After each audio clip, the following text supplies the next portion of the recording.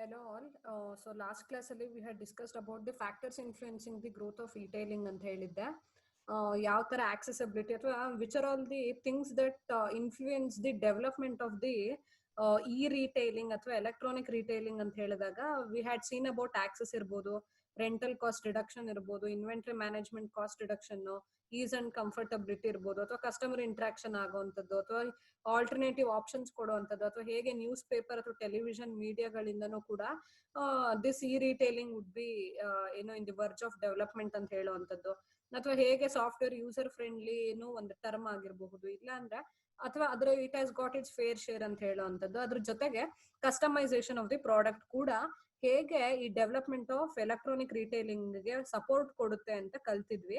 ಇದಾದ ನಂತರ ಇಲ್ಲೂ ಅಷ್ಟೇ ಅಡ್ವಾಂಟೇಜಸ್ ಆಫ್ ಇ ಟೈಲಿಂಗ್ ಅಂತಿದೆ. ಏನೇನ್ ಅಡ್ವಾಂಟೇಜ್ ಇಷ್ಟೋ ತನಕ ನಾವೇನ್ ಡಿಸ್ಕಸ್ ಮಾಡಿದ್ವೋ ಅದನ್ನ ಅಡ್ವಾಂಟೇಜಸ್ ಅಂತಾನು ಕನ್ಸಿಡರ್ ಮಾಡ್ಬೋದು. So some of the advantages here is again the cost reduction ಅಥವಾ ವೈಡ್ ನೆಟ್ವರ್ಕ್ ಅಂತ ಹೇಳುವಂಥದ್ದು. ಸೊ ಈ ವೈಡ್ ನೆಟ್ವರ್ಕ್ ಏನಾಗುತ್ತೆ, ನಾವು whenever we are using this online platform, it would be wide spread through social media ಅಂತಾನೋ ಅಥವಾ through somehow with other online channels ಇರುವಂತದ್ದು, it would be a wide network ಅಂತ ಹೇಳಬಹುದು. And ಅದೇ no physical location ಆಗಿರೋದ್ರಿಂದ you can sit wear ever you want and you can shop ಅಂತ ಹೇಳೋದಿರ್ಬೋದು. ಇಲ್ಲ ಇನ್ವೆಂಟ್ರಿ ಮ್ಯಾನೇಜ್ಮೆಂಟ್ ಇರ್ಬೋದು, ಅಥವಾ ಇನ್ವೆಂಟ್ರಿ ಕಾಸ್ಟ್ ರಿಡಕ್ಷನ್ ಅಂತ ಹೇಳುವಂಥದ್ದು. ಸ್ಟಾಕ್ ಮೇಲೆ ನಾವು ಸುಮ್ನೆ ತಂದು ಹೋಲ್ಡ್ ಮಾಡೋ ಬದಲು it would be much easier for them for the inventory management ಅನ್ಬಹುದು. ಅದಾದ ನಂತರ ಫ್ಲೆಕ್ಸಿಬಲ್ ಟೈಮ್ ಅಂತ, ಮಧ್ಯರಾತ್ರಿ 2 ಗಂಟೆಲಿ ನಿದ್ದೆ ಬರ್ತಿಲ್ಲ, now I remember something which I have to buy ಅಂದಾಗ I can get into this online platform and I can shop it ಅಂತ ಹೇಳೋವಂಥದ್ದು. ಆದ್ರೆ ಈಗ ನಾನು ಮಧ್ಯರಾತ್ರಿ 12 ಗಂಟೆಗೆ ಫಿಸಿಕಲ್ ಸ್ಟೋರಿಗೆ ಹೋಗಿ ನಾನು ತಗೊಳಕ್ಕಾಗುತ್ತೆ? ಖಂಡಿತ ಆಗಲ್ಲ. So that is what one of the advantage ಅಂತ ಹೇಳೋವಂಥದ್ದು.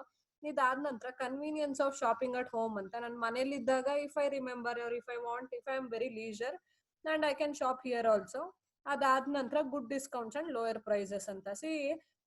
ಏನಾಗುತ್ತೆ ಫಿಸಿಕಲ್ ಸ್ಟೋರ್ ಅಲ್ಲಿ ಏನಾಗುತ್ತೆ, sometimes there may be no much attractive discounts ಆಗಿರ್ಬೋದು, ಇಲ್ಲ ಲೋಯರ್ ಪ್ರೈಸ್ ಏನೋ ಒಂದು ಆಫರ್ ಕೊಡುವಂಥದ್ದು ಇಲ್ಲದೆ ಇರಬಹುದು.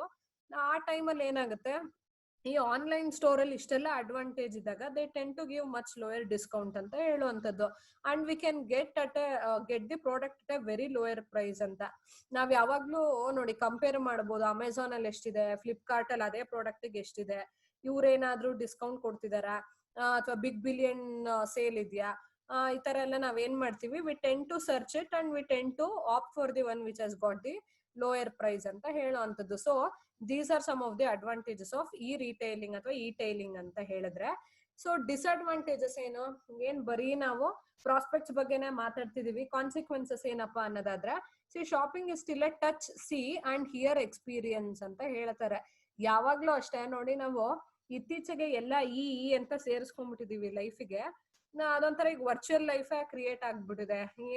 ಹೇಗೆ ಅಂತಂದ್ರೆ, if I want to read a book, then I will be taking this ಏನಂತಾರೆ ಇ ಬುಕ್ಸ್ ಅಂತ, I will be purchasing the e books and I will be reading ಅಂತ ಹೇಳೋ ಅಂಥದ್ದು.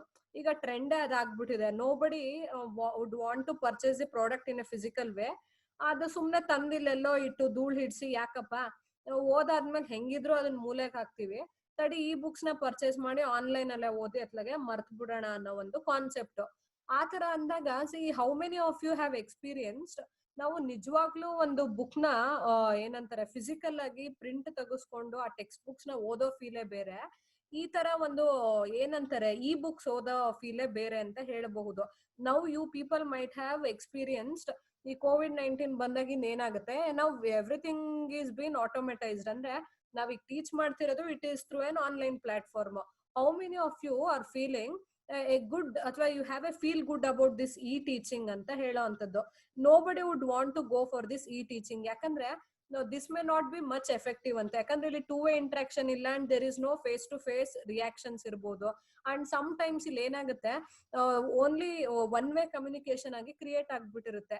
ಸೊ ಹಾಗಾಗಿ ಈ ರಿಟೈಲಿಂಗ್ ಅಂತ ಬಂದಾಗ್ಲೂ ಜನಕ್ಕೆ ಏನೋ ಒಂಥರ ಏನಾಗುತ್ತೆ, ನಾವು ನೋಡ್ಬೇಕು, ಓಕೆ ಕ್ವಾಲಿಟಿ ಚೆನ್ನಾಗಿದ್ಯಾ ಅಂತ ಅಲ್ಲೇ ನಿಂತು ನೋಡಿ ಅದನ್ನ ತಗೊಂಡು ನಾವು ಟೆಸ್ಟ್ ಮಾಡಿ, ಅದಾದ ನಂತರ ನಾವು ತಗೊಳೋದ್ ಹೇಗಿದೆ, ಸುಮ್ನೆ ಗೊತ್ತಿಲ್ಲದೆ ಗುರಿ ಇಲ್ಲದೆ ಆನ್ಲೈನ್ ಅಲ್ಲಿ 1 ಕ್ಲಿಕ್ ಅಲ್ಲಿ ಒನ್ ಟಚ್ ಪ್ರೆಸ್ ಅಲ್ಲಿ ನಾವ್ ನೋಡ್ದೇನೆ ಒಂದು ಪ್ರಾಡಕ್ಟ್ ನ ಪರ್ಚೇಸ್ ಮಾಡೋದ್ ಹೇಗಿದೆ ಅಂತ ಹೇಳೋ ಅಂತದ್ದು. ಸೊ ಹಾಗಾಗಿ shopping is still A touch, C and here the experience ಅಂತ ಹೇಳಬಹುದು. ಇದಾದ ನಂತರ ಡೆಲಿವರಿ ಪೀರಿಯಡ್ ಅಂತ ಹೇಳ್ತಾರೆ. ಸಿ ನನಗೆ ನಾಳೆಗೆ ಬೇಕು ಅಂದಾಗ if I want to if I want a product for tomorrow and if I am booking it today, it's of no use. ಈಗ ಸದ್ಯಕ್ಕೆ ಅಮೆಝಾನ್ ಪ್ರೈಮ್ ಡೆಲಿವರಿ ಇದೆ, ಹಾಗಾಗಿ ಒಂದ್ ದಿನದಲ್ಲಿ ಸಿಗುತ್ತೆ. But what if I need it immediately, so that can not happen year ಅಂತ ಹೇಳೋ ಅಂತದ್ದು. ಇದಾದ ನಂತರ mode of payment related issues ಅಂತ ನೀವ್ ಎಕ್ಸ್ಪೀರಿಯನ್ಸ್ ಮಾಡಿರ್ಬೋದು.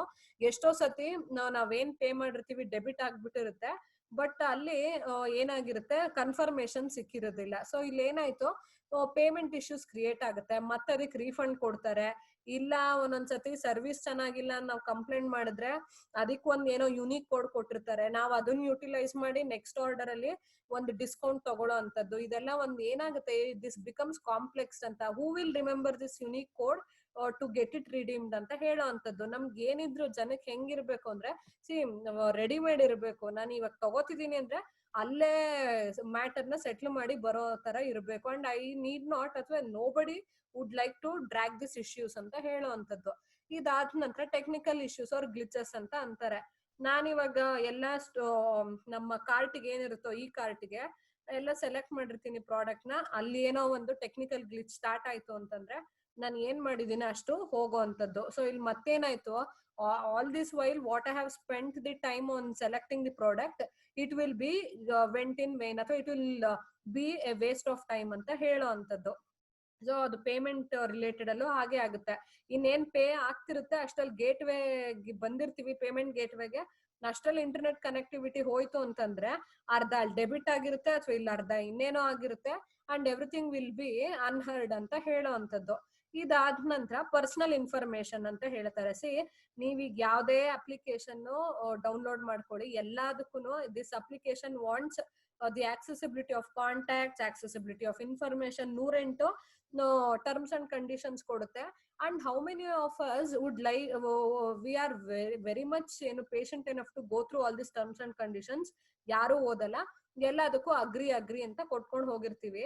ಅಂಡ್ ನಮಗ್ ಗೊತ್ತಿಲ್ಲ, the darker side of this information technology is it can extract all your information right now, ಅಥವಾ at this point of time they have your background ಅಂತ ಹೇಳೋ ಅಂತದ್ದು.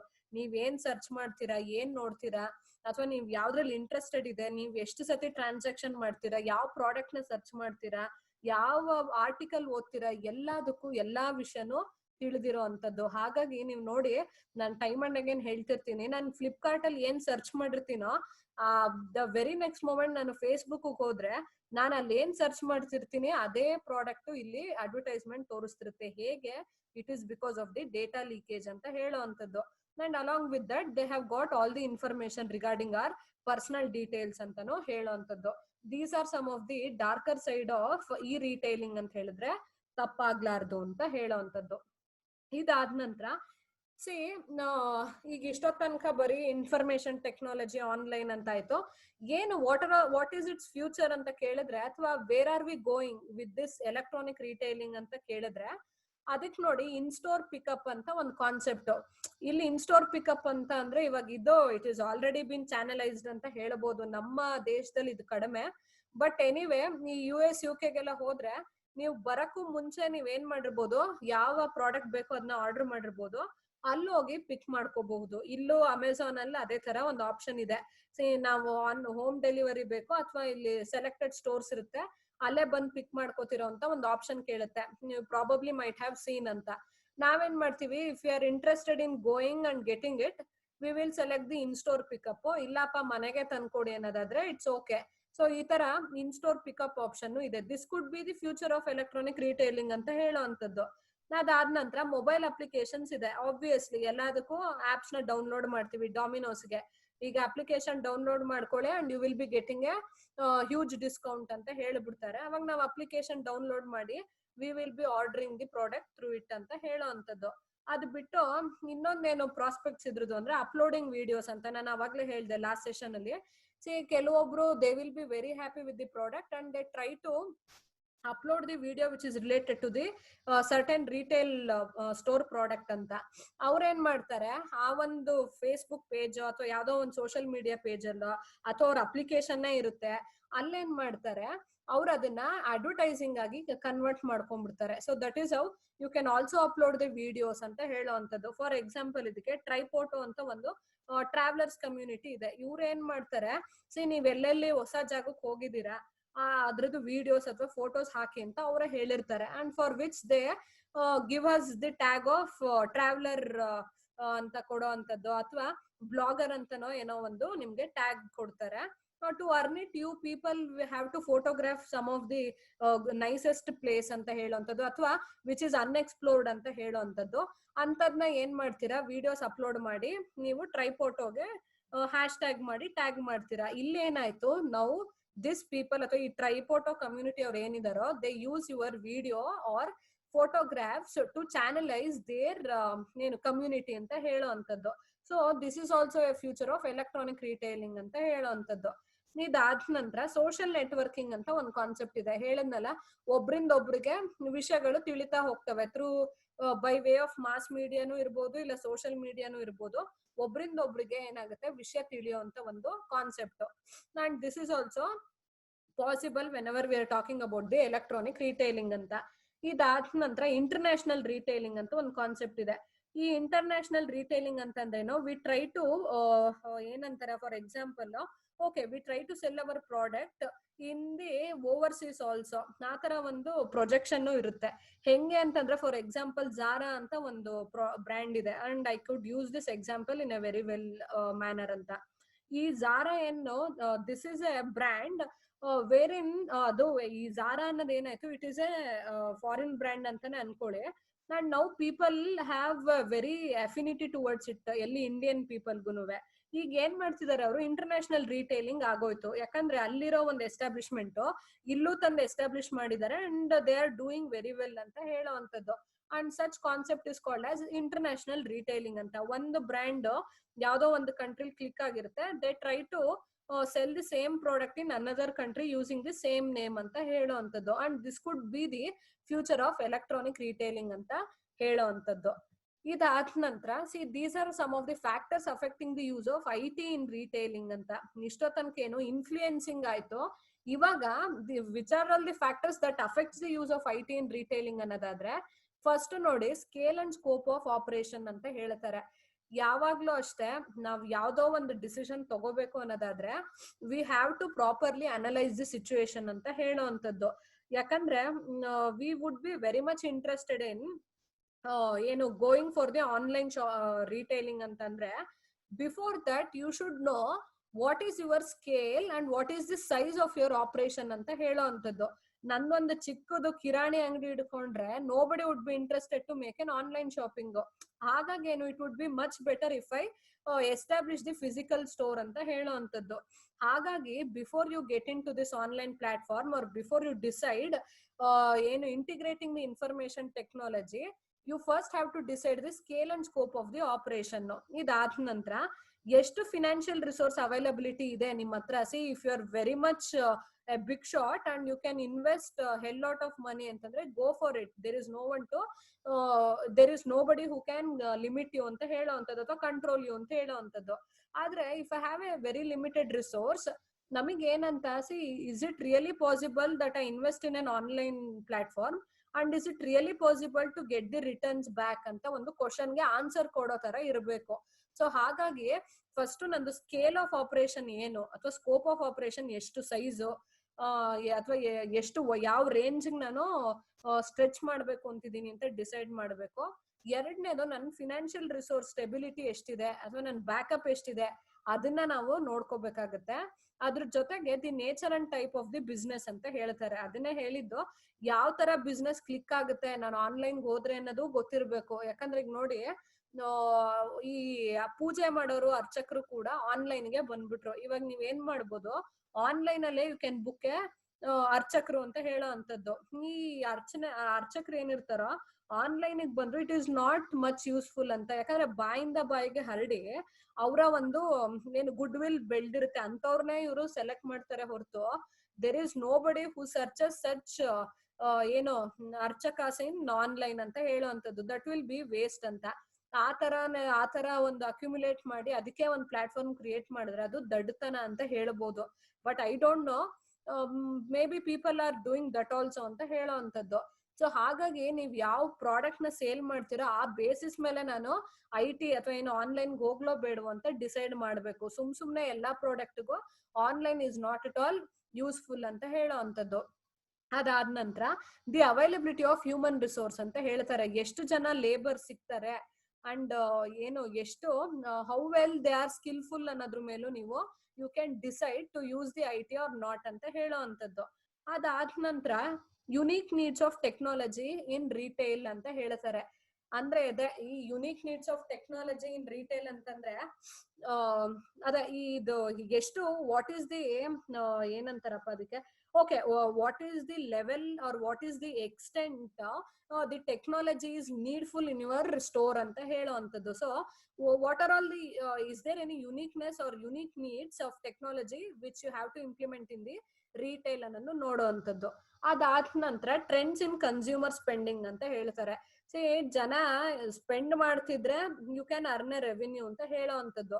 ಇಲ್ಲ ಇದಕ್ಕೆಲ್ಲ ಇವರು ದುಡ್ಡು ಹಾಕಲ್ಲ ಅನ್ನೋದಾದ್ರೆ it is of no use spending on online shopping ಅಂತ ಹೇಳುವಂಥದ್ದು. If they are willing to pay for it and if they are willing to switch to the online platform, well and fine. ಇಲ್ಲ ಅಂದ್ರೆ it is of wasteful ಅಂತ ಹೇಳುವಂಥದ್ದು. ಇದಾದ ನಂತರ external pressure from competitors ಅಂತ ಹೇಳ್ತಾರೆ. ಏನಿಂಗಂದ್ರೆ ಎಕ್ಸ್ಟರ್ನಲ್ ಪ್ರೆಷರ್ ಫ್ರಮ್ ಕಾಂಪಿಟೇಟರ್ಸ್ ಅಂದ್ರೆ ಈ ಕಾಂಪಿಟೇಟರ್ಸ್ ಯಾರಿರ್ತಾರೋ ಅವರ ಒಂದು ಏನಂತಾರೆ ಒಂದು ಎಷ್ಟು ಇಂಟೆನ್ಸಿಟಿ ಇದೆ ಅದನ್ನು ನೋಡ್ಕೋಬೇಕಾಗುತ್ತೆ. ಯಾಕಂದ್ರೆ ನೀವು ನೋಡ್ಬೋದು ಕೆಲವೊಂದ್ಸತಿ ಕೆಲವೊಂದು ರಿಟೇಲ್ ಸ್ಟೋರ್ಸ್ ಓನರ್ಸ್ ಯಾರಿರ್ತಾರೆ ಅವರಿಗೆ they may not need any IT infrastructure to conduct their business ಅನ್ಕೊಳ್ಳಿ, ಅಥವಾ ದೇ ಆರ್ ಲೀಸ್ಟ್ ಇಂಟ್ರೆಸ್ಟೆಡ್, ಅಥವಾ it is of no use ಅಂತಾನೆ ಅನ್ಕೊಳ್ಳಿ. And he will be happy selling the products manually or physically ಅಂತ ಅನ್ಕೊಳ್ಳಿ. ಆದ್ರೆ ಈ ಪಕ್ಕದಲ್ಲಿ ಇನ್ನೊಬ್ಬ ರಿಟೇಲ್ ಅವ್ನ್ ಬಂದ, ಅವನೇನ್ ಮಾಡ್ಬಿಟ್ಟಿದಾನೆ ಎವ್ರಿಥಿಂಗ್ ಇಸ್ ಬಿನ್ ಡಿಜಿಟೈಸ್ಡ್ ಅಂತ ಅನ್ಕೊಳ್ಳಿ. ಅವಾಗ ಇಲ್ಲಿ ಏನಾಯ್ತು, people would go for him rather than coming to you ಅಂತ ಹೇಳೋ ಅಂತದ್ದು. ಯಾಕಂದ್ರೆ ಇಲ್ಲೇನಾಯ್ತು completely manual or physical transaction. ಆದ್ರೆ ಪಕ್ಕದವ್ನ ಏನ್ ಮಾಡ್ಬಿಟ್ಟಿದಾನೆ, he has invested so much in this online platform and people are happy with such platform ಅಂತ ಹೇಳೋ ಅಂತದ್ದು. ಅವಾಗ ಇಲ್ಲಿ ಏನಾಯ್ತು, it created an external pressure from the competitor ಅಂತ ಹೇಳೋ ಅಂತದ್ದು. ಜನ ಅಲ್ಲಿಗೆ ಹೋಗ್ತಿದಾರೆ ಅಂದಾಗ ಏನಾಯ್ತು, ಆ ಪ್ರೆಷರ್ಗಾದ್ರೂ ನೀವ್ ಏನ್ ಮಾಡ್ತೀರಾ IT ನ ಇನ್ಸ್ಟಾಲ್ ಮಾಡ್ಕೋತೀರಾ ಅಂತ ಹೇಳೋ ಅಂತದ್ದು. ಇದಾದ ನಂತರ perceived cost savings and income generation benefit ಅಂತ ಹೇಳ್ತಾರೆ. ಏನಿಂಗಂದ್ರೆ perceived cost savings and income generation benefit ಅಂದ್ರೆ you people have to analyse whether it is ಒಂಥರ cost reducing activity or not ಅಂತ, ಅಥವಾ ಇಲ್ಲಿ ಏನಾದ್ರೂ ಇನ್ಕಮ್ ಜನರೇಷನ್ ಬೆನಿಫಿಟ್ ಇದೆಯೋ ಇಲ್ವೋ ಅನ್ನೋ ಬೇಸಿಸ್ ಮೇಲೂ you have to decide whether online is good or bad ಅಂತ ಹೇಳೋ ಅಂತದ್ದು. ಎಷ್ಟು ಕಾಸ್ಟ್ ರಿಡಕ್ಷನ್ ಆಗುತ್ತೆ, ಎಷ್ಟು ನಾನು ರೀಕೂಪ್ ಮಾಡ್ಕೋಬಹುದು ಇಲ್ಲ ರಿಕವರಿ ಮಾಡ್ಕೋಬಹುದು, ಆ ಬೇಸಿಸ್ ಮೇಲೂ ವರ್ಕೌಟ್ ಮಾಡ್ಬೇಕಾಗುತ್ತೆ. Sometimes it may not be so, ಯಾಕಂದ್ರೆ ಈ ಸಾಫ್ಟ್ವೇರ್ ಮೇಂಟೆನೆನ್ಸ್ ಲಕ್ಷಾಂತರ ರೂಪಾಯಿ ನಾವು ಸುರಿಬೇಕಾಗುತ್ತೆ. ಅದ್ರ ಬದಲು ಫಿಸಿಕಲ್ ಸ್ಟೋರ್ ಕ್ರಿಯೇಟ್ ಮಾಡಿ ಎಂಪ್ಲಾಯ್ಮೆಂಟ್ ಜನರೇಷನ್ ಮಾಡಿ ಅಲ್ಲೇ ನಾವು ಎಷ್ಟೋ ಕಾಸ್ಟ್ ನ ಉಳಿಸೋ ತರ ಆದ್ರೆ then going in to online is of no use ಅಂತ ಹೇಳೋ ಅಂತದ್ದು. ಇದಾದ ನಂತರ ಆರ್ಗನೈಸೇಷನಲ್ ಪ್ರಿಪೇರ್ಡ್ನೆಸ್ ಅಂತ ಹೇಳ್ತಾರೆ. ಏನಿಂಗಂದ್ರೆ ಆರ್ಗನೈಸೇಷನಲ್ ಪ್ರಿಪೇರ್ಡ್ನೆಸ್ ಅಂದ್ರೆ how well you are equipped ಅಂತ ಹೇಳೋ ಅಂತದ್ದು, ಅಥವಾ how well you have prepared ಅಂತಾನು ಹೇಳೋ ಅಂತದ್ದು. ಯಾಕಂದ್ರೆ ಕಸ್ಟಮೈಸ್ಡ್ ಸಾಫ್ಟ್ವೇರ್ ಗಳು ಬರ್ತವೆ, ಫಾರ್ ಎಕ್ಸಾಂಪಲ್ ಅಕೌಂಟಿಂಗ್ ಇರ್ಬೋದು ಅಥವಾ ಟ್ಯಾಕ್ಸೇಷನ್ ಇರ್ಬೋದು, ಅಥವಾ ನಿಮ್ಮ ನೇಚರ್ ಆಫ್ ಬಿಸ್ನೆಸ್ ತಕ್ಕನಾಗೆ ಕಸ್ಟಮೈಸ್ ಸಾಫ್ಟ್ವೇರ್ಸ್ ಇರುತ್ತೆ. ಅದನ್ನ ತಿಳ್ಕೊಳ್ಳೋ ಅಂತ ಎಂಪ್ಲಾಯೀಸು ಇರ್ಬೇಕು. ಅದಕ್ಕೆ ಒಬ್ಬ ಸ್ವಿಚ್ ಓವರ್ ಆಗಕ್ಕೆ ಅಥವಾ ಅದ್ರಲ್ಲಿ ಏನಾದ್ರು ಇಶ್ಯೂಸ್ ಕ್ರಿಯೇಟ್ ಆದ್ರೆ ಅದನ್ನ ರಿಸಾಲ್ವ್ ಮಾಡಕ್ಕೂ ಒಬ್ಬ ಅಲ್ಲಿ ಸ್ಕಿಲ್ಫುಲ್ ಅಥವಾ ಟ್ಯಾಕ್ಟ್ಫುಲ್ ಎಂಪ್ಲಾಯೀಸ್ ಇರ್ಬೇಕು. ಇದಿಷ್ಟು ನೀವ್ ಏನ್ ಮಾಡ್ಬೇಕಾಗತ್ತೆ, ಈ ಪ್ರಿಪೇರ್ಡ್ನೆಸ್ ಅಂದ್ರೆ how well you have prepared ಅಥವಾ how well you have equipped ಅನ್ನೋ ಕ್ವಶನ್ಗೂ ಆನ್ಸರ್ ಮಾಡ್ಬೇಕಾಗುತ್ತೆ if you want to go for the online platform ಅಂತ ಹೇಳೋ ಅಂತದ್ದು. ಇದಾದ ನಂತರ ಲೊಕೇಶನ್ ಆಫ್ ದಿ ಸ್ಟೋರ್ಸ್ ಅಂತ ಹೇಳ್ತಾರೆ. ಸಿ ಈ location of the store does matter whenever you want to switch to the online ಅಂತ ಹೇಳೋ ಅಂತದ್ದು. ಸುಮ್ನೆ ಯಾವ್ದೋ ಒಂದು ಮೂಲೆಯಲ್ಲಿ ಇದ್ರೆ it may not be much useful ಅಂತ ಹೇಳೋ ಅಂತದ್ದು. ಈ ಮೇನ್ ರೋಡ್ಸ್ ಅಲ್ಲಿ ಅಥವಾ ಶಾಪಿಂಗ್ ಸೆಂಟರ್ಸ್ ಅಲ್ಲೇ ನೀವು if you are locating the store and if you have and you people have made it all the online payment ಇರ್ಬೋದು, ಅಸಿಸ್ಟೆನ್ಸ್ ಡಿಜಿಟಲ್ ಅಸಿಸ್ಟೆನ್ಸ್ ಏನೇನ್ ಕೊಡ್ತೀರಾ ಅದೆಲ್ಲ ಕೊಟ್ರೆ then people would be happy. ಎಲ್ಲೋ ಒಂದು ಮೂಲೆಯಲ್ಲಿ ಸ್ಟೋರ್ ನ ಹಾಕಿ ನೀವು ಇಲ್ಲ ಗೂಗಲ್ ಪೇ ಮಾಡಿ ಅಂತಂದ್ರೆ ಹಳ್ಳಿಗೆಲ್ಲ ಹೋಗಿ ಗೂಗಲ್ ಪೇ ಮಾಡಿ ಅಂದ್ರೆ ಯಾರು ಮಾಡ್ತಾರೆ? And it is a dumbest idea ಅಂತ ಹೇಳೋವಂಥದ್ದು. So these are some of the factors that affect the use of IT in retailing ಅಂತ ಹೇಳೋವಂಥದ್ದು. ಇದಾದ ನಂತರ there is another concept which is called as electronic point of sale ಅಂತ ಹೇಳ್ತಾರೆ. ಇದನ್ನ ನೀವು ಯೂಶಲ್ ಆಗಿ ನೋಡಿರ್ತೀರಾ ಆಯ್ತಾ, ರೈಟ್ ಫ್ರಮ್ ಯುವರ್ ಏನು ಅಥವಾ ಪ್ರೈಮರಿ ಸ್ಕೂಲ್ ಇರ್ಬೋದು, this electronic point of sale is in existence ಅಂತ ಹೇಳ್ಬಹುದು. ಸಾಮಾನ್ಯವಾಗಿ ನೋಡಿ, ರಿಲಯನ್ಸ್ ಫ್ರೆಶ್ ಹೋಗ್ತೀರಾ, ಇಲ್ಲ ಬಿಗ್ ಬಜಾರ್ಗೆ ಹೋಗ್ತೀರಾ, ಅಥವಾ ಮೋರ್ಗ್ ಹೋಗ್ತೀರಾ, you people have seen this electronic point of sales ಅಂತ. ಏನಿದು EPOS ಅಂತಾನೆ ಇದೀನಲ್ಲ, ವಾಟ್ ಇಸ್ ದಿಸ್ ಅನ್ನೋದಾದ್ರೆ ಇಲ್ಲಿ ನೋಡಿ, it is an electronic way of billing and making the payment ಅಂತ ಹೇಳ್ತಾರೆ. ಅಂದ್ರೆ ಏನು electronic way of billing and making the payment? ಅದಾದ ನಂತರ it is a software system capable of doing all the activities such as accepting the payment, verifying the transaction, sales reporting and inventory availability etc ಅಂತ ಇದೆ. Okay, ಈ concept ನ ಸ್ವಲ್ಪ correct ಆಗಿ ಕೇಳಿಸ್ಕೊಳ್ಳಿ. This is one of the important concept that is time and again asked in the question, asked in the exam ಅಂತ ಹೇಳೋವಂಥದ್ದು. ಇಲ್ಲಿ ಏನು EPOS ಅಥವಾ ಎಲೆಕ್ಟ್ರಾನಿಕ್ ಪಾಯಿಂಟ್ ಆಫ್ ಸೇಲ್ ಅಂತಂದ್ರೆ, ನೀವ್ ಏನು ಬಿಲ್ಲಿಂಗ್ ಮಾಡಿಸ್ತಿರೋ ಅಥವಾ ಪೇಮೆಂಟ್ ಮಾಡಿಸ್ತಿರೋ ಅದನ್ನ ಎಲೆಕ್ಟ್ರಾನಿಕ್ ಮೆಥಡ್ ಕನ್ವರ್ಟ್ ಮಾಡ್ಬಿಟ್ಟಿರ್ತಾರೆ. ಈಗ ಫಾರ್ ಎಕ್ಸಾಂಪಲ್ ರಿಲಯನ್ಸ್ ಫ್ರೆಶ್ ಇದೆ ನಮ್ಮ ಮನೆ ಹತ್ರ. ಇಲ್ಲಿ ನಾನು ಏನ್ ಮಾಡಿದೆ, ನನಗೆ ಏನೇನ್ ಪ್ರಾಡಕ್ಟ್ಸ್ ಬೇಕೋ ಅದನ್ನೆಲ್ಲ ತಗೊಂಡ್ ಬಂದಿದ್ದೀನಿ. Now I am standing in a queue for the billing purpose ಅಂತ. ಅವಾಗ ಅಲ್ಲಿ ಏನಾಯ್ತು, ನೀವು ನೋಡಿರ್ಬೋದು, ಅಲ್ಲೊಂದು ಮೆಷಿನ್ ಇರುತ್ತೆ ಆಯ್ತಾ. ಸಾಮಾನ್ಯವಾಗಿ ಗಮನಿಸಿ, ಈ ತರ ಒಂದು ಸೂಪರ್ ಮಾರ್ಕೆಟ್ಸ್, ಹೈಪರ್ ಮಾರ್ಕೆಟ್ಸ್ ಅಲ್ಲಿ ಇರುತ್ತೆ. ಅಲ್ಲೇನಾಯ್ತು, ಅಲ್ಲ let it be any shop, ಏನು ರಿಲಯನ್ಸ್ ಟ್ರೆಂಡ್ ಇರ್ಬೋದು ಅಥವಾ ನಿಮ್ಮ ಮ್ಯಾಕ್ಸೇ ಇರ್ಬೋದು, ಮಾಲ್ಗಳಿಗೆ ಹೋಗಿ ಎಲ್ಲಾ ಕಡೆನೂ ಇವಾಗ majority times it is electronic point of sales ಆಗಿರುತ್ತೆ. ಇಲ್ಲಿ ಏನಾಯ್ತು, ಮ್ಯಾನ್ಯುಯಲ್ ಬಿಲ್ಲಿಂಗ್ ಬರೆಯೋ ಕಾಲ ಹೋಗಿ ಯಾವ್ದೋ ಗತ್ಕಾಲನೇ ಆಗೋಗಿದೆ. ಇಲ್ಲಿ ಏನಾಯ್ತು, ಬರ್ತೀವಿ ನಮ್ಮ ಪ್ರಾಡಕ್ಟ್ ನ, ಓಕೆ, ಅದಕ್ಕಿಂತ ಮುಂಚೆ ಈ ಎಲೆಕ್ಟ್ರಾನಿಕ್ ಪಾಯಿಂಟ್ ಆಫ್ ಸೇಲ್ಸ್ ನಾನು ಕ್ರಿಯೇಟ್ ಮಾಡ್ಬೇಕು ಅಂದ್ರೆ ಏನೇನ್ ಇರ್ಬೇಕು ಅಂತ ಹೇಳ್ಬಿಡ್ತೀನಿ. ಅದ್ರ ಮೂಲಕ ಇದನ್ನ ಎಕ್ಸ್ಪ್ಲೈನ್ ಮಾಡ್ತೀನಿ. ಫಸ್ಟ್ ಒಂದು ಪೋಲ್ ಡಿಸ್ಪ್ಲೇಯರ್ ಅಂತ ಒಂದಿರುತ್ತೆ. ಅದ್ರ ಜೊತೆಗೆ ನಾರ್ಮಲ್ ಕಂಪ್ಯೂಟರ್ ಇರುತ್ತೆ, ಅಂದ್ರೆ ಅದಕ್ಕೆ ಮಾನಿಟರ್ ಇರುತ್ತೆ, ಕೀಬೋರ್ಡ್ ಇರುತ್ತೆ. ಅದ್ರ ಪಕ್ಕದಲ್ಲಿ ಬಾರ್ ಕೋಡ್ ಸ್ಕ್ಯಾನರ್ ಒಂದಿರುತ್ತೆ. ಅದ್ರ ಜೊತೆಗೆ ಈ ಕಡೆ ಪ್ರಿಂಟರ್ ಒಂದಿರುತ್ತೆ, ಕೆಳಗಡೆ ಕ್ಯಾಶ್ ವಿತ್ ಡ್ರಾಯಿಂಗ್ ಬಾಕ್ಸ್ ಒಂದಿರುತ್ತೆ ಅಥವಾ ಕ್ಯಾಶ್ ಡ್ರಾವರ್ ಅಂತ ಕರಿತೀವಿ, ಅದೊಂದಿರುತ್ತೆ.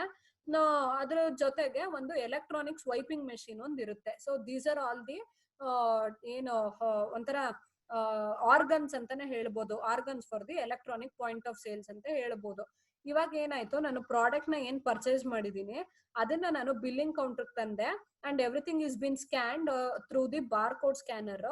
ಇಲ್ಲಿ ಒಂದೊಂದೇ ಪ್ರಾಡಕ್ಟ್ ನ ಸ್ಕ್ಯಾನ್ ಮಾಡಿ ಅವರು ಸೈಡ್ಗೆ ಇಡ್ತಿರ್ತಾರೆ, which will be displaying the details in the pole displayer ಅಂತ ನಾನು ಏನ್ ಹೇಳಿದ್ನೋ ಅಲ್ಲಿ ಡಿಸ್ಪ್ಲೇ ಆಗ್ತಿರುತ್ತೆ, ಎಷ್ಟು ಕ್ವಾಂಟಿಟಿ ಎಷ್ಟು ಪ್ರೈಸ್ ಅಂತ ಅಲ್ಲಿ ಡಿಸ್ಪ್ಲೇ ಆಗ್ತಿರುತ್ತೆ, which is been scanned through bar code scanner ಅಂತ ಹೇಳೋ ಅಂತದ್ದು. ಇದ್ ಏನ್ ಮಾಡುತ್ತೆ, ಇನ್ಫಾರ್ಮೇಶನ್ ಎಲ್ಲ ಈಗ ಕಂಪ್ಯೂಟರ್ಗೆ ಹೋಯ್ತು. ಆ ಕಂಪ್ಯೂಟರ್ ಏನ್ ಮಾಡುತ್ತೆ, ಯಾವ ಪ್ರಾಡಕ್ಟ್ ಎಷ್ಟು ಕ್ವಾಂಟಿಟಿ, ಅದ್ರದ್ದು ರೇಟ್ ಎಷ್ಟು ಆಯ್ತಾ, ಆಮೇಲೆ ಟೋಟಲ್ ಅಮೌಂಟ್ ಏನ್ ಪೇ ಮಾಡ್ಬೇಕು ಅಂತ ಬರುತ್ತೆ. And this summary of the statement which is made through electronic using the electronic devices is called as electronic point of sales ಅಂತ ಕರೀತಾರೆ. ಈಗ ಇಲ್ಲಿ ಏನಾಯ್ತು, ಬಿಲ್ ಜನರೇಷನ್ ಆಯ್ತು, ನನಗೆ ಏನು ನಾನೇನು ಪೇ ಮಾಡಿದ್ನೋ ಅದು ಅಕ್ಸೆಪ್ಟು ಆಯ್ತು, ಯಾಕಂದ್ರೆ ಅಲ್ಲಿ ಎಲೆಕ್ಟ್ರಾನಿಕ್ ಸ್ವೈಪಿಂಗ್ ಮಿಷಿನ್ ಇತ್ತು. ನಾನು ಇವಾಗ ಟ್ರಾನ್ಸಾಕ್ಷನ್ಸ್ ಆಯ್ತು ನೋಡಿ, ಸೇಲ್ ಅಂಡ್ ಪರ್ಚೇಸ್, ಅದು ವೆರಿಫೈ ಕೂಡ ಅಲ್ಲೇ ಆಯ್ತು. ಅದಾದ ನಂತರ ಸೇಲ್ಸ್ ರಿಪೋರ್ಟ್ ಅಂತ ಮಾಡ್ತಾರೆ, ಅಂದ್ರೆ ಎಷ್ಟು ಸೇಲ್ ಮಾಡಿದೀವಿ ಅಂತ ಅದು ಆಟೋಮೆಟಿಕ್ ಆಗಿ ಎಂಟರ್ ಆಗ್ತಾ ಹೋಯ್ತು. ಅದ್ರ ಜೊತೆಗೆ ಇನ್ವೆಂಟ್ರಿ ಅವೈಲಬಿಲಿಟಿ ಎಷ್ಟು ಅಂತಾನು ನಮ್ಗೆ ಗೊತ್ತಾಗ್ತಾ ಹೋಗುತ್ತೆ. So all this is been done at A same time, that is called as electronic point of sales ಅಂತ ಕರೀತಾರೆ. ಸಿಂಪಲ್ ಆಗಿ ಹೇಳ್ಬೇಕು ಅಂದ್ರೆ it is nothing but on electronic way of billing and making the payment ಅಂತ ಹೇಳುವಂತದ್ದು. ಈ inventory availability ಅಂದ್ರೆ ಇವಾಗ 3 Maggi packet ಇತ್ತು, ನನಗೆ ಒಂದ್ ತಗೊಂಡಿದೀನಿ, ಇಲ್ಲಿ ಬಾರ್ ಕೋಡ್ ಸ್ಕ್ಯಾನರ್ ಅಲ್ಲಿ ಸ್ಕ್ಯಾನ್ ಆಗಿದ ತಕ್ಷಣ ಒಂದು ಲೆಸ್ ಆಗುತ್ತೆ. ಇನ್ವೆಂಟ್ರಿ ಮ್ಯಾನೇಜ್ಮೆಂಟ್ ಏನಿರುತ್ತೋ under the head of Maggi ಆಯ್ತಾ, 1 will be deducted because you have purchased it ಅಂತ. ಇವಾಗ ಗೊತ್ತಾಯ್ತಾ ನನಗೆ ಮ್ಯಾಗಿ ಎಷ್ಟಿದೆ ಅಂತ ನಾನು ತೆಗೆದು ನೋಡಿದಾಗ there are 2 packets that is available ಅಂತ ಗೊತ್ತಾಗುತ್ತೆ. ಇಮಿಡಿಯೇಟ್ಲಿ ಏನ್ ಮಾಡ್ತಾರೆ, ಆರ್ಡರ್ ನ ಪ್ಲೇಸ್ ಮಾಡಿ ಸ್ಟಾಕ್ ನ ರೀಪ್ಲೆನಿಶ್ ಮಾಡ್ತಾರೆ. That is how this EPOS work ಅಂತ ಹೇಳಿದ್ರೆ ತಪ್ಪಾಗ್ಲಾರ್ದು. Everything is been digitalised and the payment and also the billing is done through in an electronic mode anta karidre, that is called as EPOS or electronic point of sales anta kariyuvanthaddu. Thank you.